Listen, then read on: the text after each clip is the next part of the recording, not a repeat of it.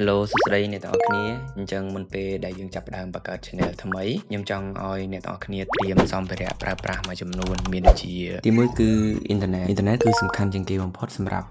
យើង run ទៅលើ AI tool មួយចំនួនហើយក៏ត្រូវការ upload វីដេអូយើងចូលទៅក្នុង YouTube ផងដែរហើយទីពីរនោះគឺ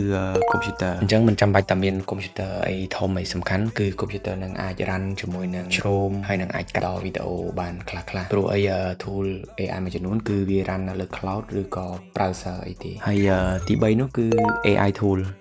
យើងមានដូចជា ChatGPT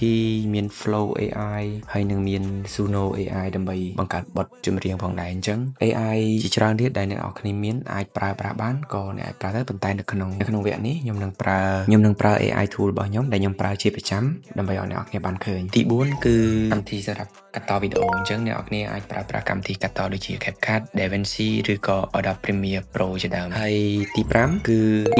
email account ខ្ញុំណែនាំឲ្យអ្នកនរគ្នាបង្កើត email ថ្មីសម្រាប់បង្កើត YouTube ហើយនឹងបង្កើត email ឲ្យច្រើនសម្រាប់យើងប្រើទៅលើ Flow AI ដែលយើងប្រើ free ដោយសារតែយើងមិនចង់ចំណាយទៅលើការទិញ Pro account អញ្ចឹងបន្ទាប់ពីវីដេអូនេះទៅយើងនឹងចូលទៅក្នុងការអនុវត្តជាក់ស្ដែងមួយជំហានទៅមួយជំហានតាម workflow ដែលខ្ញុំបានប្រើដើម្បីបង្កើត channel វីដេអូបន្ទាប់ទៀតនឹងមាននៅក្នុង private Telegram channel សម្រាប់សមាជិកដែលបានចុះឈ្មោះនិងទិញវគ្គនេះតែប៉ុណ្ណោះ